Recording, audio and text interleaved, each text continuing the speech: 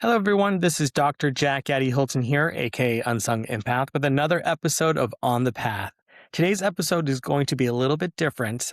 I'm not teaching a framework, I'm not breaking down a concept or interviewing somebody else. I want to tell you a story, my story, because the PATH model didn't start as a theory in a classroom. It started as a nervous system that learned how to survive before it ever learned how to feel safe. I grew up in an environment where emotional safety wasn't consistent. I learned really early how to read a room.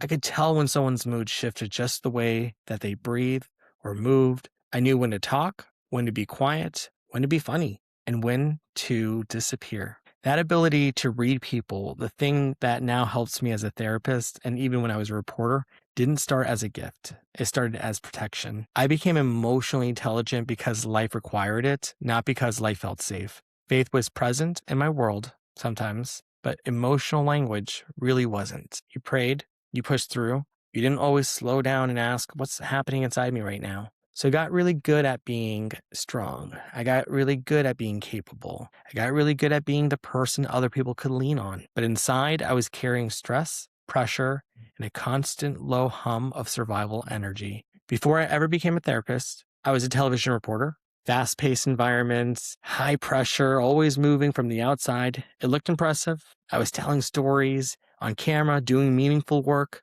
but internally, something didn't fit. I could tell everyone else's story very clearly. I could find the beginning, middle, and the end for people's lives, but I was still editing my own story, still skipping over the parts that felt messy, complicated, or hard to explain. When I was 16 years old, I had a real encounter with God. I was invited to church from a mentor here who I highly respect, one of my biggest role models in life. And coming to church, heard a message from the pastor at that time about those carrying burdens in their lives to raise their hand. And so my hand just kind of went up, and he was like, anybody who's next to those people carrying a lot of things in their lives, put your hand on their shoulder. And my friend David did. And I broke down crying, and I never left. It was such an amazing experience to finally just feel free from the baggage I carried. It wasn't performative. It wasn't a social one. Truly, it was a real one. I felt seen in a way I've never felt before. I felt hope. I felt like maybe my past didn't get to define my future. But here's a part that no one really prepared me for. My faith came alive, but my nervous system didn't suddenly just calm down. I still felt anxious. I still felt on edge. I still had emotional reactions I didn't understand. And the only framework I had at the time was pray more, try harder, give it to God, have more faith. So when the symptoms didn't disappear, I assumed the problem was me. Maybe I wasn't spiritual enough. Maybe I didn't really mean it. Maybe I was just broken. What I didn't know back then, what nobody really told me, was that my spirit had encountered Jesus, but my body was still living like danger could happen at any moment. My body was remembering things my mind was trying to move past. That disconnect, loving God, but still feeling unsafe inside, created so much confusion and shame. Years later, when I entered the mental health field, I started working with people in deep emotional pain, trauma, anxiety, depression, severe persistent mental illness. And over and over and over again, I met people who loved God, and they were just ashamed of the struggles that they experienced every single day. They thought their anxiety meant weak faith. They felt that because they experienced depression, it meant they had spiritual failure. They thought their trauma meant they were too much for church. And I realized I had lived in that tension too. I was living in two worlds. I had clinical training in trauma and neuroscience, and I had deep, sincere Christian faith. And I kept seeing this gap. In church language, we talked about prayer, trust, surrender, compassion, grace. In clinical reality, I was seeing nervous system dysregulation, trauma stored in the body, and survival. Just a lot of survival responses that didn't just go away because someone loved God. People weren't broken. They were carrying stories their bodies never got help processing. And I realized something else. I wasn't just building a model for my clients. I was building a language for my younger self. What a lot of people know about me in my life is I was born in Montreal. And when I tell the story, it always seems like a reality TV series. A lot of my friends get taken back. They're like, wait, that happened?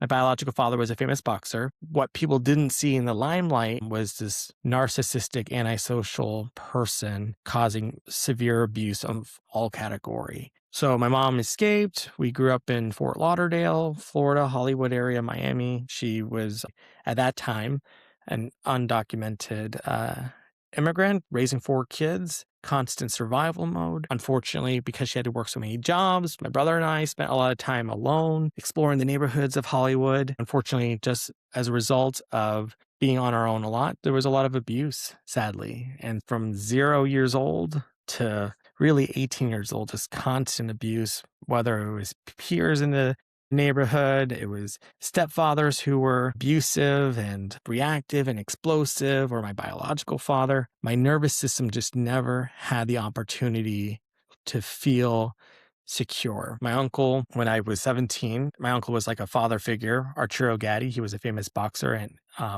is a Hall of Fame boxer. We spent a lot of time training in South Florida, so we got to see him a lot. And he was, like I said, a role model, father figure for a long time for my siblings and I. Unfortunately, was killed in Brazil in 2008 or 2009. It's been a few years.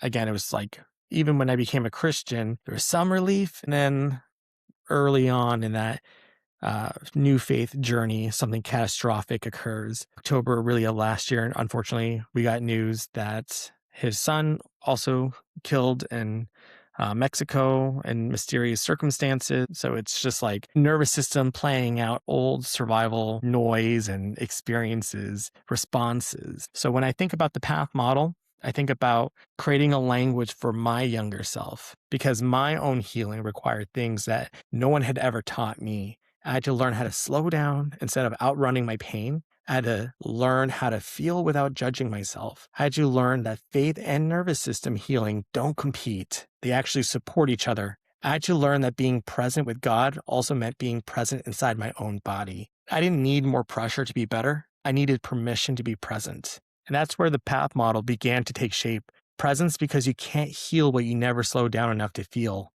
Alignment, because so many of us are living from survival roles instead of our own true, grounded selves. Truth, because shame, fear, and distorted beliefs keep us stuck spiritually and emotionally. Healing, because growth has to become something we actually live, not just understand. I'm 34 soon.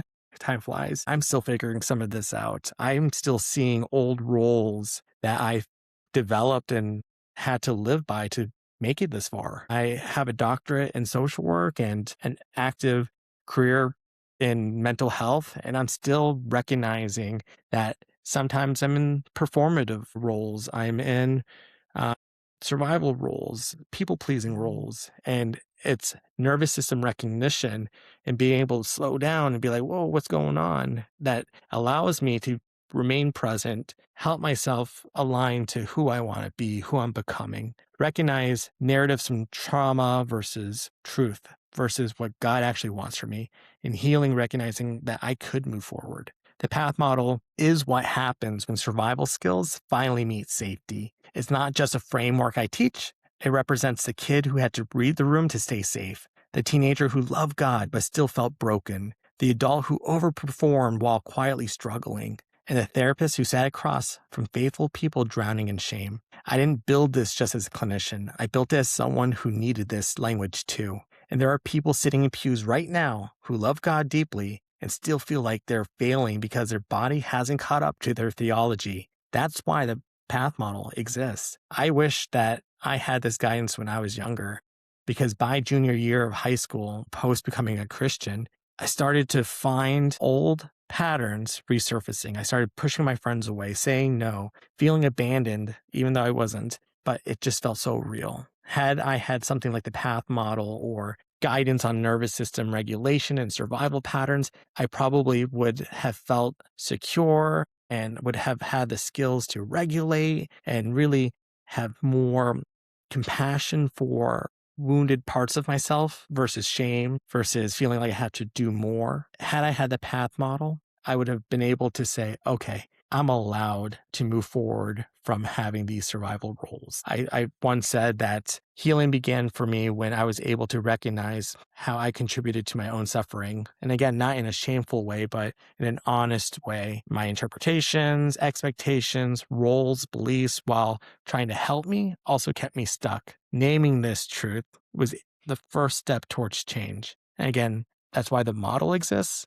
And that's why this podcast exists. You don't have to choose between your faith and your healing. Healing doesn't mean losing your faith, and faith doesn't mean ignoring your pain. There is a path that honors both, and we're walking it together. Thank you so much for joining me on the path, and I hope you enjoyed this episode.